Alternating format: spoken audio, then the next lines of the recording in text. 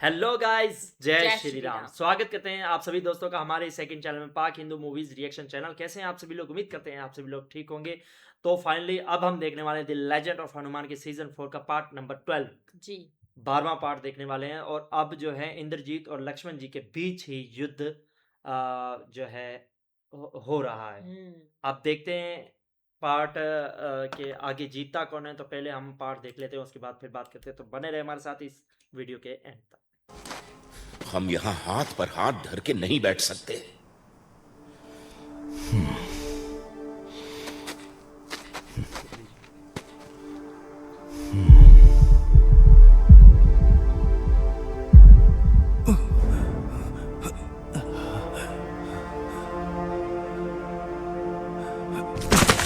टूट गया इंद्रजीत।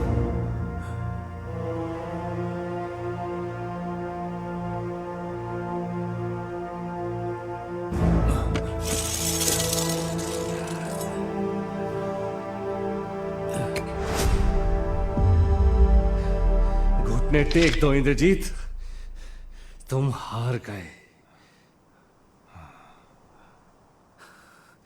मैं हार नहीं सकता।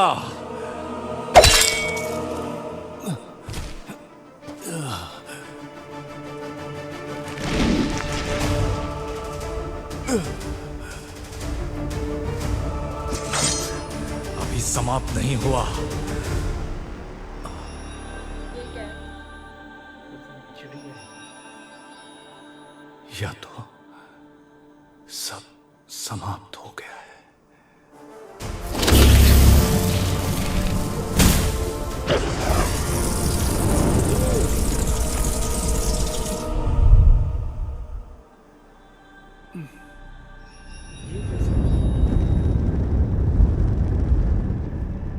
मुझे जीवन में और कितना कुछ करना था।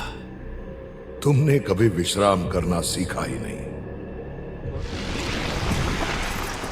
जमदेव के अंत हो गया। और कौन हो सकता है? मैं तुम्हारा शत्रु नहीं युवराज इंद्रजीत, कभी नहीं था। मेरे पिता, अब उनका क्या होगा? वो इस धर्म युद्ध में अपनी भूमिका निभाएंगे जैसे तुमने निभाई। तो क्या उनकी पराजय निश्चित है? जय पराजय क्या अंतर पड़ता है? अंतर इससे पड़ता है कि तुमने युद्ध किया या नहीं। तुमने धर्म के विरुद्ध युद्ध किया इंद्रजीत, पर अपने कर्म पर अडिग रहे। एक पुत्र का कर्म, एक योद्धा का कर्म अंतिम सांस तक निभाते रहे। तुमने जीवन ऐसा जिया कि एक प्रकार से मृत्यु पर विजय पा ही ली। मृत्यु वो अंत नहीं जो हम सोचते हैं, है ना? अपने पिता से अधिक समझदार निकले तुम। मृत्यु जीवन का अंत नहीं, एक नए जीवन का आरंभ है। जीवन एक अंतहीन चक्र है और मृत्यु बस उसका एक छोटा सा हिस्सा। कितने लंबे समय बाद मैंने विजय यज्ञ की आड़ से निकलकर युद्ध किया। ऐसा लगा जैसे मैं दोबारा जी उठा। नश्वरता ही जीवन को जीने योग्य बनाती है। अमरता तो वो जोंक है जो जीवन का रस चूस लेती है। अपने ही दो पैरों पर अपने शव का बोझ उठवाती है अनंत काल तक। ये सच पहले जान जाता तो अपने कर्म बदल लेता। अपने कर्म संवार लेते तो ये सत्य कभी जान न पाते। तुम नहीं, पर तुम्हारा नाम, तुम्हारा यश सदा अमर रहेंगे। मुझे क्षमा कर दीजिए पिताजी, मैंने आपको निराश किया।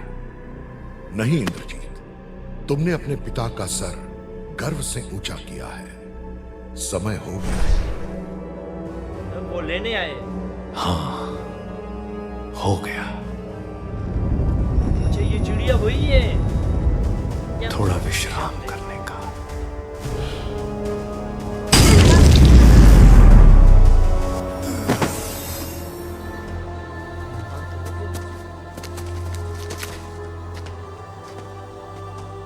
इंद्रजीत वीर गति को प्राप्त हुआ। उसके सम्मान में आज युद्ध यहीं रोका जाए। हम कल अवश्य युद्ध करेंगे, पर आज उनका शोक मनाने का दिन है। बिल्कुल। अच्छा, लंका ने एक जब महान योद्धा और वो लंकेश ने एक अक्षय पिता मतलब भक्त पुत्र खोया है। डेथ हुई थी, हनुमान, क्या कह सकते हैं क्या तुम इंद्रजीत के शव एक को बात बात उसके पिता तक ले जाओगे? मेरे लिए यह सम्मान की बात होगी श्री राम। मदद भी कर। साथियों, युवराज को कंधों पर उठाओ और पूरे आदर से ट्रैक्टर देते इन्हें इनके पिता तक ले चलो। क्योंकि वो योद्धा है। यदि इंद्रजीत की वीरता, उसके साहस को उचित मार्गदर्शन मिलता, तो लंका आज केवल स्वर्ण भवनों की नहीं, स्वर्ण भावनाओं की भी नगरी होती। राजद्वार खोलो, महाराज को बुलाओ, बुलाओ सम्राट रावण को।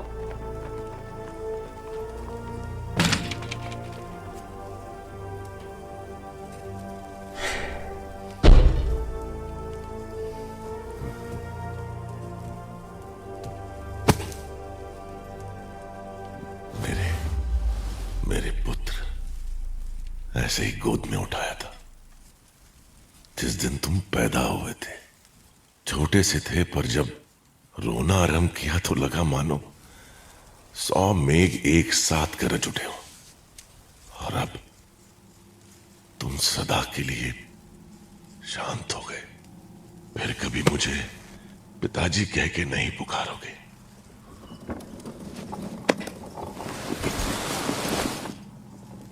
तो किस बात की देर है? हनुमान, उठाओ अपने शस्त्र और करो वार। मैं तुमसे युद्ध नहीं करूंगा। युद्ध करूं भी तो किसके लिए? यह समय रक्त बहाने का नहीं लंकेश, आंसू बहाने का है। पुत्र खोने से बड़ा दुख और कुछ नहीं। जब अक्षय मतलब की डेथ हुई थी, तभी भी सब सेम टू सेम ऐसे ही बोला था। हाँ।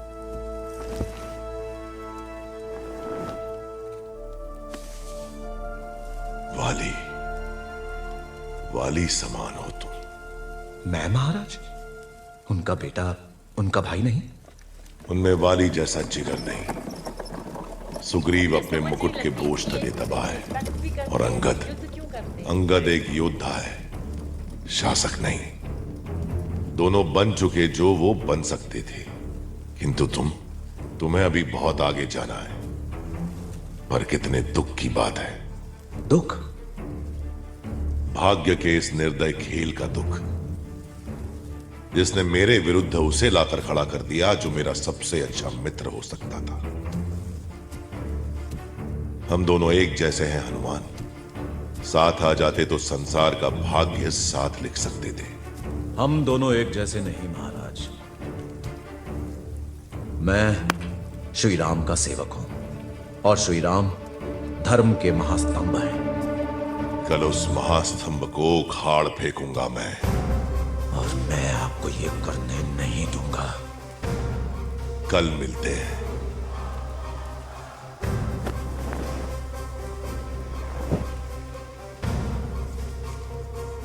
आज विजय उत्सव में कोई अभाव मत रखना।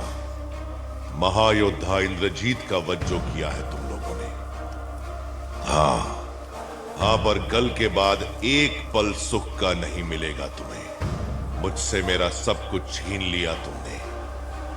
अब मेरी बारी। जिस पीड़ा का अनुभव मैंने किया है, उसे अब तुम सब भी भुगतोगे। दिल मिलाओगे, मृत्यु की भीख मांगोगे।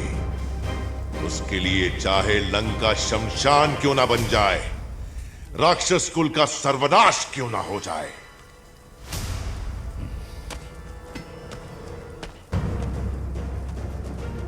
मैं रावण ये प्रतिज्ञा करता हूं।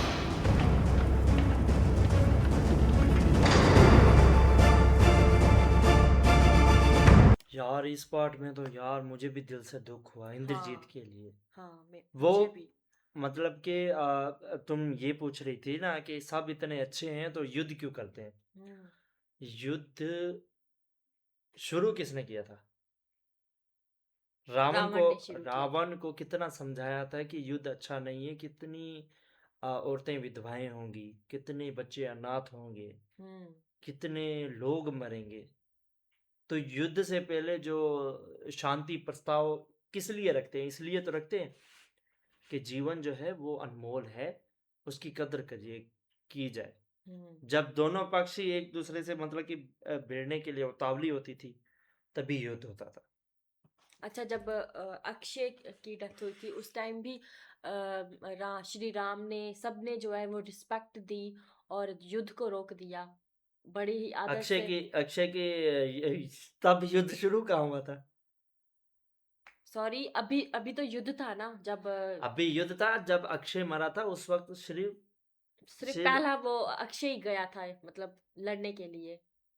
तुमने नहीं देखा, मैं और उस मैंने वक्त देखा है, संदीप। मैंने देखा है, तो किस वक्त मैंने देखा? देखा हुआ है, मैंने देखा था उस वो वाले तो पार्ट जो है ना। तुमने कहाँ देखा था? वहां पर सिर्फ श्री हनुमान जी थे। मैं कह तो रही हूँ कि उस टाइम युद्ध नहीं हुआ था, सिर्फ अक्षय आए थे लड़ने के लिए। हाँ, वो उस जब वक्त युद्ध नहीं हाँ था। जहाँ पर माता सीता बैठी थी बस वो सिर्फ उस वन में आए थे हाँ हनुमान जी। हाँ। फिर इसने तो रावण हनुमान ने जी ने भेजा उनको था। कितनी दफा रोका था? उनको पता था कि अक्षय जो है वो वो अच्छा है, अच्छा है, वो दिल का अच्छा है और दिल का अच्छा सब। है, उसको जिंदा रहना और है। हनुमान जी भी रोने लग गया था। हाँ, अब उन्होंने तो कितनी जोर से दाढ़ भी हाँ मारी थी, हाँ। खुद रोने लग अब गए थे। इंद्रजीत जब मतलब क्या मतलब कहते कि हैं। इस दुनिया से चले गए हैं। हाँ, तो उस टाइम भी हाँ, श्री राम हनुमान जी ने लक्ष्मण जी ने सबने रिस्पेक्ट दी थी हाँ, और और दुख जताया। युद्ध को जो है वहीं पे रोक दिया था। हाँ, उसके सम्मान में। हाँ, क्योंकि वो सिर्फ अपने पिता का मतलब आज्ञाकारी पुत्र बनना चाहते थे, इसलिए वो ये युद्ध कर रहे मतलब कि थे। उन्होंने अपने धर्म का पालन किया। हाँ उनका धर्म था युद्ध करना, तो सो हाँ उन्होंने किया। हाँ। जीत और हार जो है वो अलग साइड पर रखकर, और यही चीज जो है वो उन्होंने समझाई थी अपना यमदेव। यमदेव ने, हम्म। कि और फिर तुमने कभी जीवन हाँ के मोल को जाना ही नहीं। हाँ, तुम फिर उसने कहा था कि अगर मुझे पहले पता चल जाता तो मैं ये सब बुरे काम छोड़ देता। हम्म। लेकिन वाकई में यार, ये जो अमरता होती है, ये वाकई में एक श्राप है। बिल्कुल शराब है। हमारे सामने इंसान हमारे पता नहीं हाँ, जो जीव मतलब कि ये होता है ना, अमर होता है, उसके सामने उसके साथी, उसके रिश्ते सारे समाप्त हो वो जाते तो हैं, सब खत्म खत्म हो हो जाते जाते हैं, हैं, पता नहीं वो लेकिन किस वो किस अकेला हाँ जिंदा रहता है। मुश्किलात में मतलब को संभालता है। अब हमारी जो लाइफ होती है कितनी होती है, बहुत ही छोटी होती है। बहुत ही और छोटी हम बात। अपनी लाइफ में कितनी मुश्किलें मतलब मुश्किलात आती है हमारी लाइफ में, हम्म उसे भी हम नहीं झेल पाते। हम्म। तो जो जैसे आपने कहा था वो क्या नाम है, कल की मूवी में जो देखा था हमने, क्या? जो अमर थे, अमर थे? जिसकी ये माथे पे मनी थी। हाँ हाँ, वो अपना मारा गुरु द्रोण के पुत्र अश्वत्थामा। अश्वत्थामा को अब देखो वो भटक रहे हैं, उसके हाँ। पास कोई भी नहीं है अपने, कोई भी नहीं है। जिन दोस्तों के लिए, जिन परिवार के लिए, जिस बाप के लिए उन्होंने युद्ध किया, वो हाँ सारे मतलब कि इस दुनिया से चले गए उस टाइम के लिए। उस टाइम से लेकर आज तक वो वो जीवित है, हाँ वो अकेले वो भुगत बेचारे। रहे हैं। हाँ अकेले बेचारे, तो उन्होंने वो काम ही ऐसा किया था कि भगवान श्री कृष्ण मतलब कि उन्हें अपने अमरता पर घमंड था कि उसे कोई मार नहीं सकता। तो उन्होंने, भगवान श्री कृष्ण ने उन्हें मतलब कि श्राप ही दे दिया कि जाओ, अगर तुम्हें घमंड है तो जाओ, अमर ही हो जाओ। अमर हो जाओ, और पूरी जिंदगी जो है उसने नहीं, उन्होंने, भगवान श्री कृष्ण ने उन्हें आसान भाषा में समझाने की कोशिश की, पर वो नहीं समझे। फिर उन्होंने असलियत दिखाई कि अमरता का दूसरा नाम क्या होता है। हम्म, और हनुमान जी भी अमर अब थे। वो पीड़ा सहन कर रहे हैं कि वो अमर तो हो गए हैं, पर वो पीड़ा सह रहे हैं। असल पीड़ा उन्हें जिस्म की नहीं, असल पीड़ा वो होती है जो दिल में होती है। कौन सी? अपने मित्रों की, अपने प्यारों दोस्तों, हाँ परिवार की, अपने पिता की। सब इस दुनिया से चले गए हैं, और वो किस लिए जी रहे हैं?